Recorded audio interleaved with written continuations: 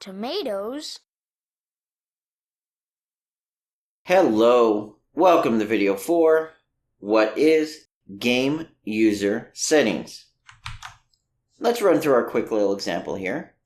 Basically, game user settings gives you the ability to adjust some of the settings in the game, such as the frames per second, video quality, resolution, and things like that. So if I was to hit execute here, you'll notice my screen changes, and I'm now at a different resolution. If I was to go in and let's go ahead and run that again. This time I'm going to change my frames per second. I'm going to go from the 75 that I have now, and let's drop this down to, let's go with 30. You'll notice the frames changed to 30. When I hit execute, you'll notice that the screen size changed and our frames stayed the same. Well, that's because we're in the editor. But if I wanted to actually change them, I could do something like 55 and hit play again. This time when I hit execute, we're going to get the game settings. We're going to set the frame rate limit to 55, and it's also going to change the screen size because that's what I have saved. And now you can see 55 is my max FPS. So let's look at how this works. Basically, the game user settings is from this node here, the get game user settings. It's also a load settings node to load them off of the persistent storage or the disk or the... It's called persistent storage because depending on the device, it's in different places. So persistent storage refers to basically a hard copy of it.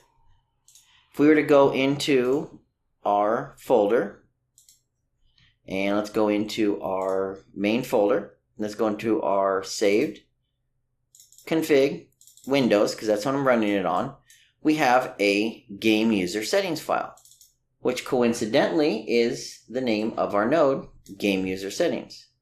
And if we look at it, we can find a few options in here. We can find things such as a resolution, if we're using VSync, confirmed sizes, recommended sizes. Down here, as you notice, we have our frame rate limit, which I have set to 75 currently.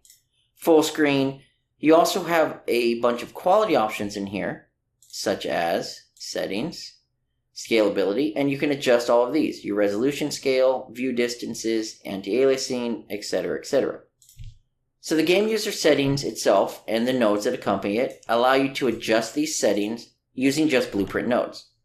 Prior to version 4.11, when they were introduced, you had to use either console commands, such as max FPS or scalability settings, or you had to use C++. Now with this game user settings and all the other nodes that go with it, we can now adjust them just using blueprints. Now, this video is just a what is. It introduces the game user settings.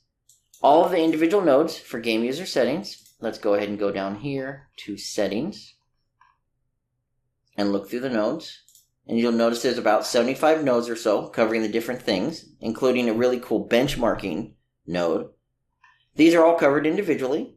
There's also a separate video, a how to use the game user settings, that'll cover a basic example of how to load up your settings, save your settings, adjust them in real time using a menu, and work towards creating an actual user settings of video settings menu for the player.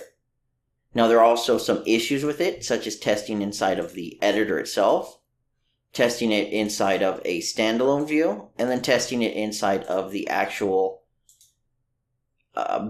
pre-built version. And those will all be covered in the how-to as well as the individual nodes themselves. So that's going to wrap up the game user settings. It is a group of nodes that allow you to adjust the game settings that the user is allowed to adjust, such as our video resolutions, our anti-aliasing quality, full screen modes, frames per second, and other options.